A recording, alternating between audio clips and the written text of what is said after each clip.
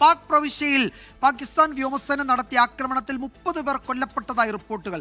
സ്ത്രീകളും കുട്ടികളും ഉൾപ്പെടെയാണ് കൊല്ലപ്പെട്ടത്. ഭീകരവിരുദ്ധ പ്രവർത്തനങ്ങൾ തടയാനാണ് ഖൈബർ പഖ്തൂൺഖയിൽ ആക്രമണം നടത്തിയത് എന്നാണ് പാക് വ്യോമസേനയുടെ പ്രതികരണം. ദൃശ്യങ്ങളിലേക്ക് ആദ്യം.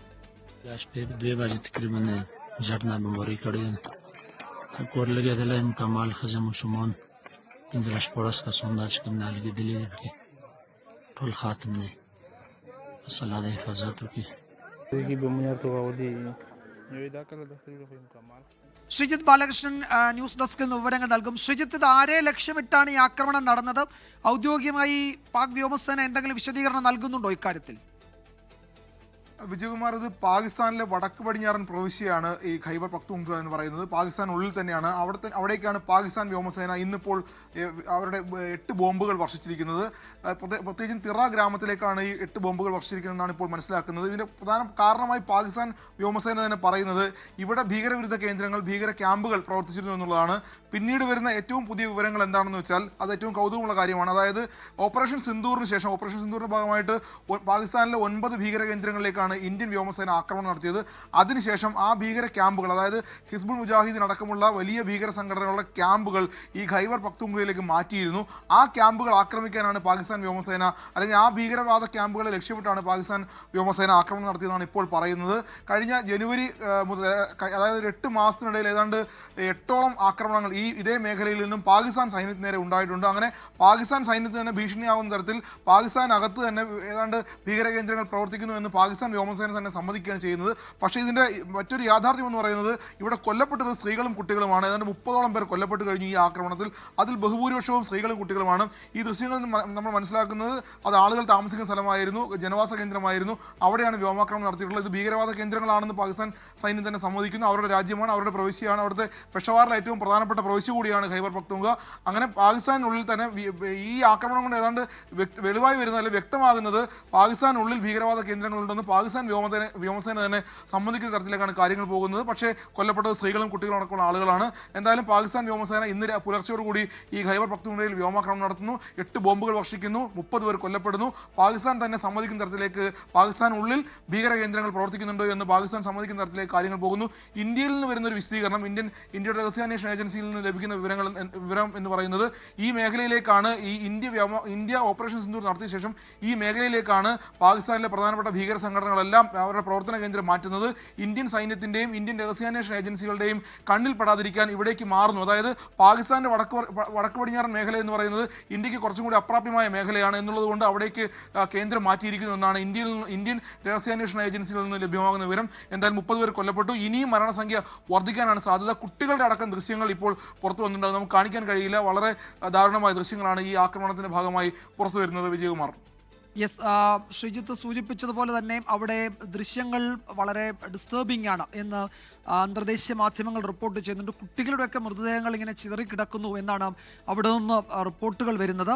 സിവിലിയൻ മേഖല, ഒരു ഗ്രാമപ്രദേശത്തെ ജനവാസ മേഖലയിൽ ഇന്ന് പുലർച്ചെ 2 മണിക്ക് പാകിസ്ഥാന്റെ യുദ്ധവിമാനങ്ങൾ ബോംബാക്രമണം നടത്തി. അവരുടെ പ്രവിശ്യയിൽ തന്നെ ഭീകരവിരുദ്ധ നീക്കം എന്ന് പറയുന്നു. ശ്രീജിത്ത്, ഇതിൽ ഈ മേഖലയിലേക്ക് ഇപ്പോൾ ഈ ഹിസ്ബുൾ മുജാഹിദീൻ ഉൾപ്പെടെ അവിടേക്ക് അവരുടെ ക്യാമ്പുകൾ മാറ്റിയെന്ന് പറയുമ്പോൾ ആ ക്യാമ്പുകൾ ലക്ഷ്യമിട്ട് പാകിസ്ഥാൻ ഇപ്പോഴത്തെ നിലയിൽ ഒരു ആക്രമണം നടത്തി എന്ന് പറയുന്നത് എങ്ങനെ വിശ്വസിക്കാൻ കഴിയും?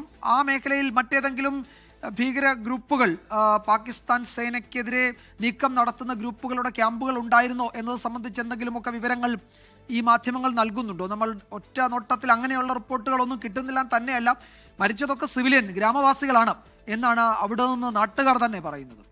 അതായത് ഈ ഓപ്പറേഷൻ സിന്ദൂറിന് ശേഷം ഈ ഭീകര സംഘടനകളെല്ലാം അവരുടെ കേന്ദ്രങ്ങൾ പുനരുജ്ജീവിപ്പിക്കാനുള്ള ശ്രമങ്ങൾ ആരംഭിച്ചിരുന്നു. നമ്മൾ തന്നെ റിപ്പോർട്ട് ചെയ്യുന്നതാണ്.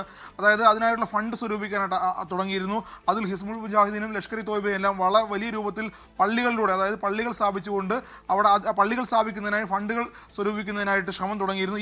ഇത്തരം പള്ളികൾ കേന്ദ്രീകരിച്ചാണ്, നമുക്കറിയാം, മുരടിക്കയെല്ലാം ലഷ്കർ ഇ തോയ്ബയുടെ കേന്ദ്രമായ മുരടിക്കയെല്ലാം വലിയ പള്ളികൾ കേന്ദ്രീകരിച്ചാണ് ഇത്തരം കേന്ദ്രങ്ങൾ പ്രവർത്തിച്ചിരുന്നതെന്നാണ് ഇന്ത്യ ഓപ്പറേഷൻ സിന്ദൂറിന് ശേഷം ഇന്ത്യ തന്നെ വ്യക്തമാക്കിയിരുന്നത്.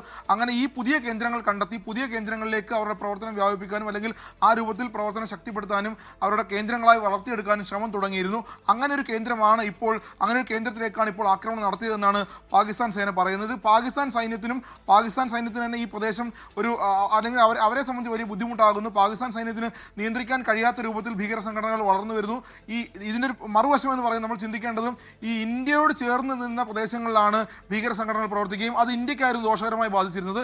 ഇതിപ്പോൾ പാകിസ്ഥാന്റെ പ്രവേശിക്കകത്ത് പാകിസ്ഥാനുള്ളിൽ തന്നെ പ്രവർത്തിക്കുന്ന ഭീകര കേന്ദ്രമാണ്. അത് പല രൂപത്തിൽ പാകിസ്ഥാൻ സൈന്യത്തെ ബാധിക്കുമെന്ന് പാകിസ്ഥാൻ സൈന്യം മനസ്സിലാക്കിയതിന്റെ ഭാഗമായിട്ടാണ് ഇപ്പോൾ ഇവിടെ ആക്രമണം നടത്തിയതെന്നാണ് പാകിസ്ഥാൻ സൈന്യം പറയുന്നത്. അതായത് നേരത്തെ ഇന്ത്യയോട് ചേർന്ന് അല്ലെങ്കിൽ പാക് ഒക്കുപൈഡ് കാശ്മീർ എന്ന് പറയുന്ന പ്രദേശത്ത് പ്രവർത്തിച്ചിരുന്ന 9 കേന്ദ്രങ്ങളാണ് ഇന്ത്യ ആക്രമണം നടത്തിയത്.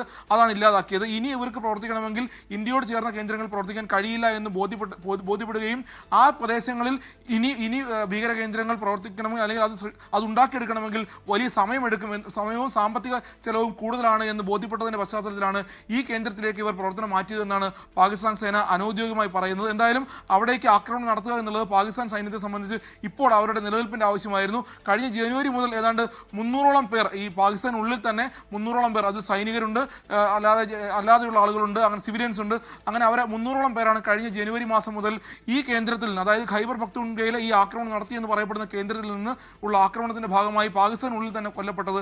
അതുകൊണ്ടാണ് ഇത്തരമൊരു നടപടി വേണ്ടി വന്നതെന്നാണ് ഇപ്പോൾ പാകിസ്ഥാൻ സൈന്യത്തിന്റെ ഭാഗത്തു നിന്ന് ലഭ്യമാകുന്ന വിവരം. ജയകുമാർ. യെസ്, ശ്രീജിത്ത് ബാലകൃഷ്ണനാണ് വിവരങ്ങൾ നൽകിയത്. നിരവധി പേർക്ക് പരിക്കേറ്റിട്ടുണ്ട്. അവരുടെ ആരോഗ്യനില സംബന്ധിച്ചൊന്നും ഒരു വിവരവുമില്ല എന്നാണ് പ്രാദേശിക മാധ്യമങ്ങൾ തന്നെ റിപ്പോർട്ട് ചെയ്തത്. മരണസംഖ്യ ഇനിയും കൂടുമെന്ന ആശങ്കയും അവിടുത്തെ മാധ്യമങ്ങൾ പങ്കുവയ്ക്കുന്നുണ്ട്. ലോകത്തെവിടെയായാലും ഏത് സമയത്തും 24 വാർത്തകളും ഓഗ്മെന്റഡ് റിയാലിറ്റി പാക്കേജുകളും എക്സ്പ്ലെയിനറുകളും വിശദമായി കാണാൻ ഞങ്ങളുടെ യൂട്യൂബ് ചാനൽ നിങ്ങൾക്ക് സബ്സ്ക്രൈബ് ചെയ്യാം.